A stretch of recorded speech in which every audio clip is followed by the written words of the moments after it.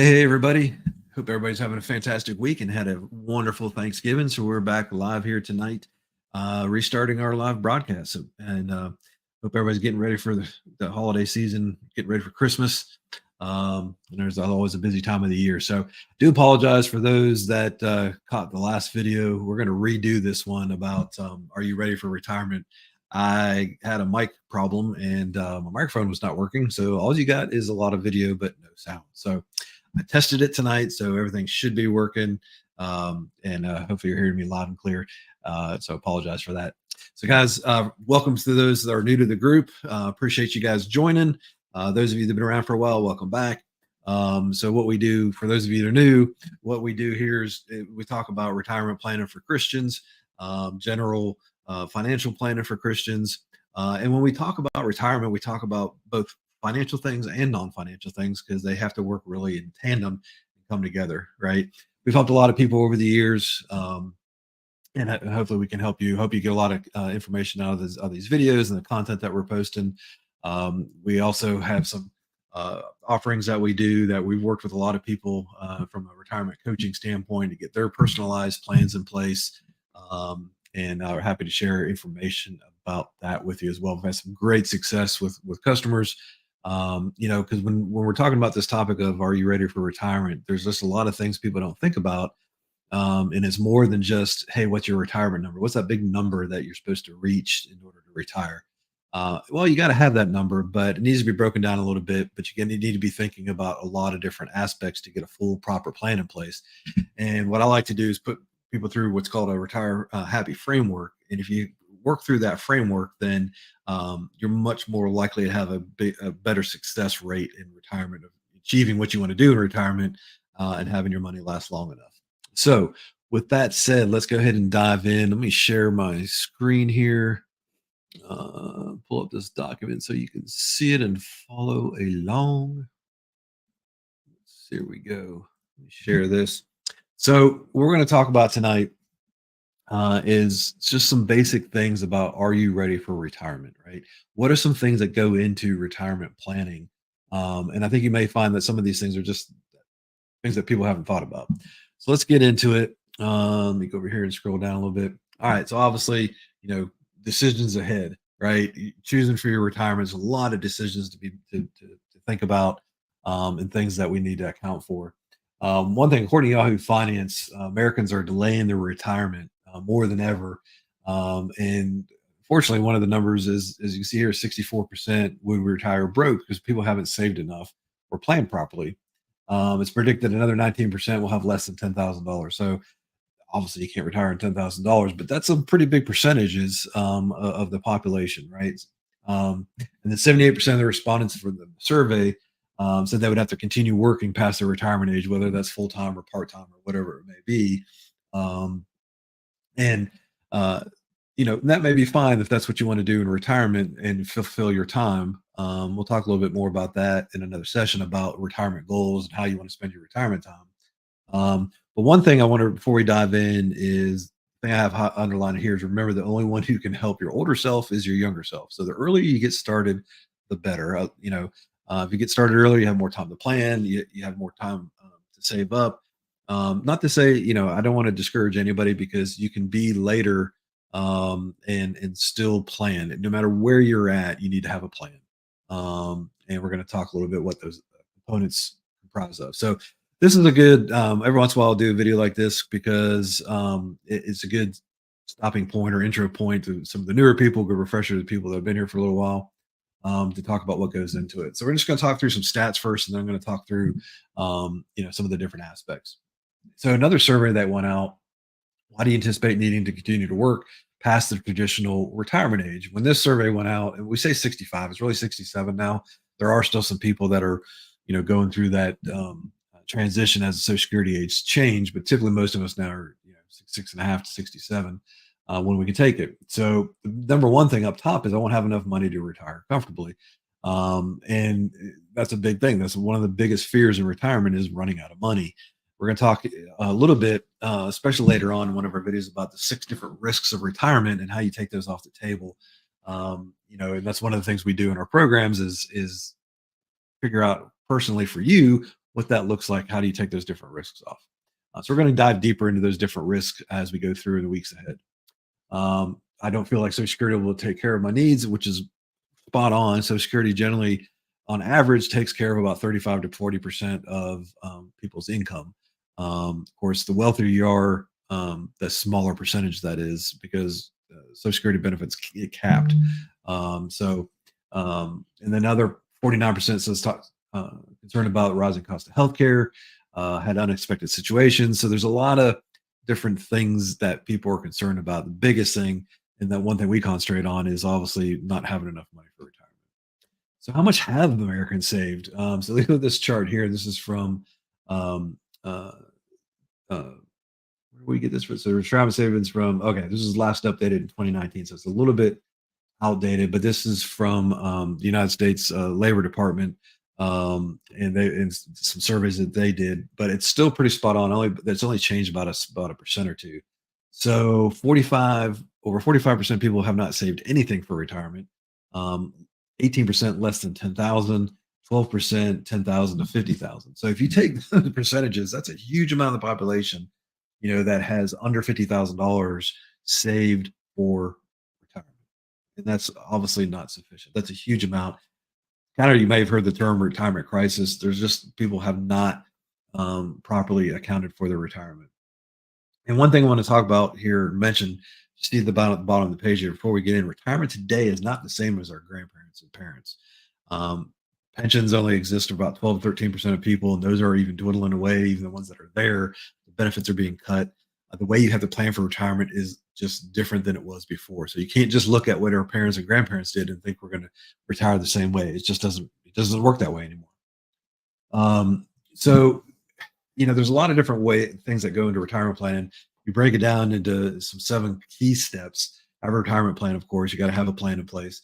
Maximize Social Security. There's a way to optimize Social Security, and a lot of people don't realize that. Hybrid retirement. That's kind of the, do I need to work for a little bit longer, but not full time? Maybe do something more that you enjoy. Protect your savings from inflation. You have to have mechanisms in place to protect your uh, money from inflation. Guaranteed income in retirement. That is key to having that happy retirement. That's my main retirement happy factor, because you want to make sure your core expenses are covered. We're going to touch this a little bit more in a minute, what that means. You want to be able to cover your core expenses, so you don't have to worry about what bills you have to pay, right? Plan for the long-term medical care costs. You have to account for medical care costs. Obviously, as we get older, we have more medical needs, long-term care, those kind of things. And you can use your home equity wisely. So these are just some 7 steps to, to security. Like I talked about in another video, we're going to talk about the retirement risks and how we take those off the table. Some of those 7 steps help cover that, but some of them will get broken out into a little bit. So we talked about expenses, or I mentioned covering expenses. So let's kick that off a little bit. The average spend for um, person age 65 or older, and this is from the Bureau of Labor Statistics. So food 12%, housing 37%, transportation 13%. Other category, the kind of discretionary spending, is 19, and you got healthcare and entertainment to round out the rest.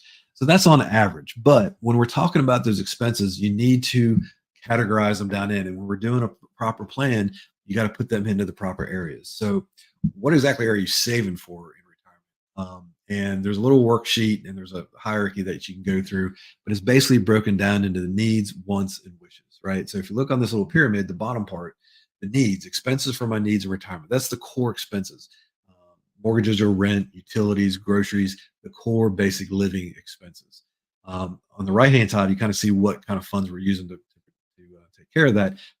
Lifetime income, guaranteed protected lifetime income, meaning how you replacing your paycheck in retirement, right? Where's that coming from, and is there guarantees around it?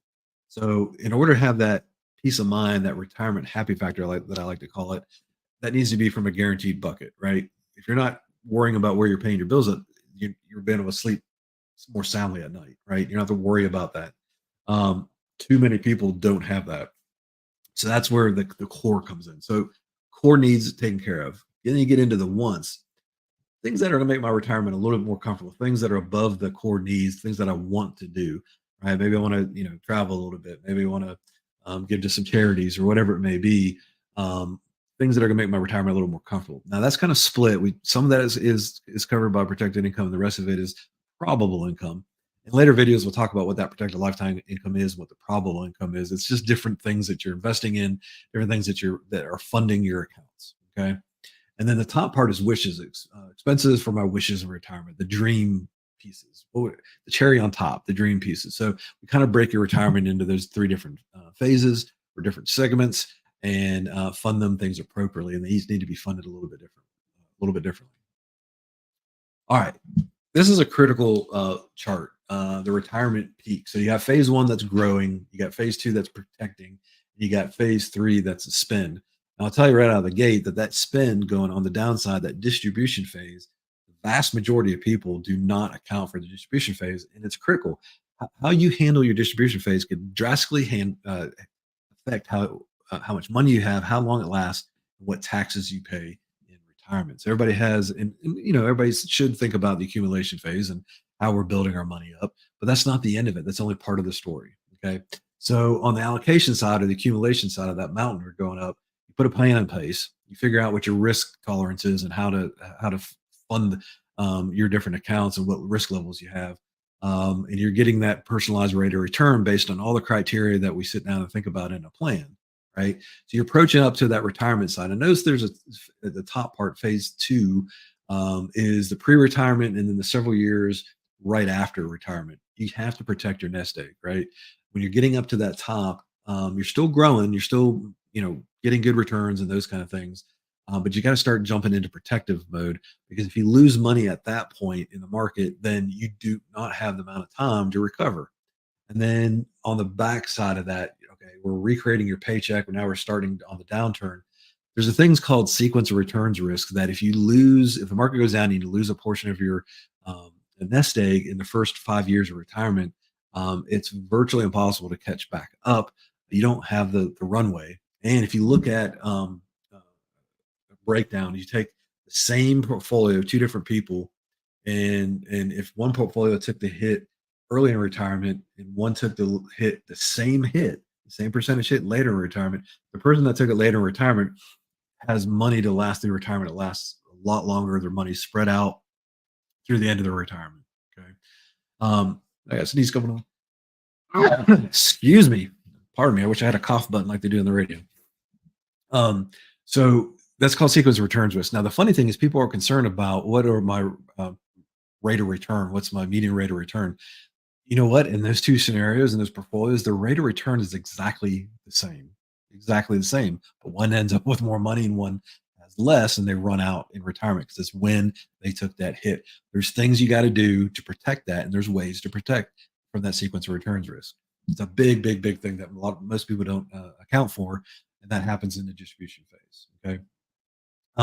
One thing up top there, we see Social Security maximization or opposite optimization. I touched on that earlier. Word of caution there: if you go to the Social Security office, you call them, they cannot help you. They can tell you how to file, right? Meaning literally how to file, the logistics of it, but they can't tell you the best way to file and the strategy around it. They can't help you optimize it. They're not allowed to. It's actually in their rules that they're not allowed to do that. Okay. So that there's some things that go into that hey, you put that money into retirement, or excuse me, your Social Security, you want to be able to maximize that. There's ways to optimize your Social Security. All right.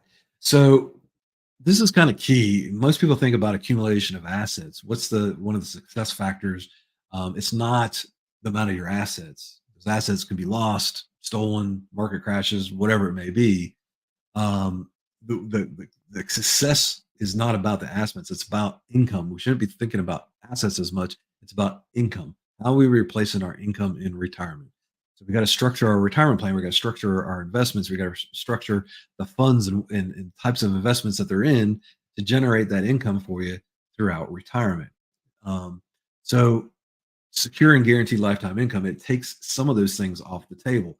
We're going to dig into these risks a lot more in the coming weeks. We got longevity risk, deflation risk, market risk, withdrawal rate risk. There's that huge sequence of returns risk. And you can see the rest of them listed there, right? Two of the biggest ones in retirement are the longevity risk, which means you live longer. We're all living longer, so that your money's not, that you're going to outlive your money.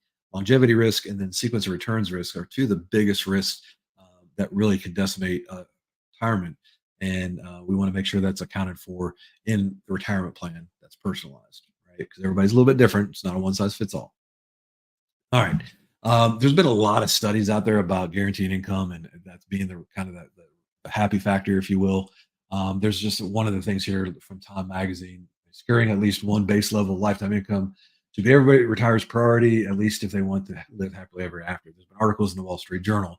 There's been two Nobel Prize winners in economics that have said the same thing. There's PhDs that have published white papers and studies about this. It's math and science. It's proven, and there's a lot of documentation from a lot of smart people that are a lot smarter than me that have kind of verified that. And you can stack that up against other kind of portfolios and how they perform. This is going to protect your income and have that happy factor to make your money last. Okay. So I want to go into a little bit too is the phases of retirement. You got to fund your retirement. We talked about the needs and the wants and the wishes. We talked about the mountain going up and the accumulation phase, the distribution phase. So there's a lot of different phases or breaking up of how you plan for retirement. So there's three key ones. There's the go-go years, slow-go years, and no-go years, right? Okay. So the go-go years is, hey, I just retired. I'm excited. I'm going to go do things. Whatever it is that you want to do in your retirement, you have energy, you're in good health, and those are the go-go years. That's funded a certain way. Some of those things off your wants and wish list are being tackled there, right? But you got to fund that in a certain way. Then there's the slow-go years where you're getting a little bit older. Your brain may say that you want to, body's kind of saying, don't really, can't really do that. I don't want to. Brain saying one thing, body saying another. It might be those people that end up in the early bird special down at the local restaurant at 4 o'clock eating dinner. It just may be, or you can't see at night to drive. It's just one of those things we slow down. So those slow go years, right? You're slowing down a little bit. You fund that a little bit differently. And then the no go years is that you're getting older. You're in that next stage of life, maybe having some health problems. You just don't really go, right? Each one of those need to be funded a certain way. You may or may not have heard of different phases or buckets of money and how you fund those. You have to have those incomes, those investments stacked in a certain way that you can fund each of those phases, and they kind of trickle down into each other as you move through those different phases. But they all need to be funded a little bit different. And what that does, it gives you cash for your current needs, gives you cash for this core expenses we talked about, right? And then you have the next side up. Things are either cash or very conservative in that level, and then they go up a little bit into the second phase. It can be a little more risky, but not really, because that money is going to need to be there for the the next 5 to 10 years. And then the last bucket is you can be a little more aggressive with the funds because you don't need them right away, and that's also your inflation hedge in that top buckets. But there's different investments, different ways to structure that. So you're taking all those different risks off the table. Okay. Definitely want to take inflation off the table. But it's kind of a moving piece, right? And that's part of the stacking aspect of it, and how you're going to fund that. It goes back to the distribution phase of where that money needs to be at these different phases. Okay. All right. This is just a little bit more, breaking it down a little bit, active, passive, frail, another way to look at the go, slow go, and no go. So you can see that up there on the screen, some of the things that may be impacting or what you're doing in those different ages. But all this leads to the retirement smile. So I kind of wrap all this together in this retire happy framework because it all just kind of fits. It fits into this smile. The core expenses being covered. That's one of your big happy factors. So look at what this does. This is your funding. At the beginning, you're active. You need more money. You get into that slow go years. You're more sedentary. You don't need as much, but then you need more care and medical attention as you get older. It creates that smile. Well, we want you to be able to smile in retirement, and we don't want you to have to be worried about money. You have to, kind of create that smile, fund your portfolios, investments, and structure your retirement in a way that you can ride through that retirement smile with a smile on your face. Okay, because your income needs change throughout these different sectors and phases, and you need to fund them accordingly. That leads to that happy retirement, right? We all want that happy retirement. So let me stop the share here. So there's a lot of other things that obviously go into a personalized plan, but I wanted to share with you some of the things that maybe you haven't thought about. The distribution phase, Social Security optimization, the different phases of retirement, the fact that they got to be funded a different way. There's tax implications to that distribution phase, the sequence of returns risk that we talked about. There's a lot of different things to think about. So in some of the future videos and broadcasts, we're going to get into a little bit about some of those different risks. What are those risks? What, a little bit more about those, and we'll get a little bit deeper. But if you didn't know all this, and this is just kind of the outline. There's several things underneath there, under each of these topics that you got to account for. If you said no, I didn't know that, or that was a surprise to any one of those, just one, if not more, then your plan's not complete, right? But there's, like I said, there's a lot of subtopics that go into that as well. That's, like I said, it's one thing I've told my clients and my people that are in this group is my passion to make sure people are educated and have an understanding of what the retirement planning truly is. So hopefully this was helpful. Hit me up with a hashtag live or hashtag replay if you're watching this live or on a replay. If you missed it, you'll be posted on our Facebook group page. You can always go to the YouTube page and you can find those videos posted there as well under the live segment. And if you have any questions, you can always hit me up, DM me on Facebook, or just make a comment in the comment section below. I'll be happy to get back with you, answer any questions that you have. I want to leave you with that parting thought. We didn't touch on a lot of stuff from the scripture side today because I wanted to touch on the basics of retirement. So remember, when it comes to money, we can either worship with our wealth or worship with our wealth. Think about that for a minute. Until next week, God bless. Have a great week.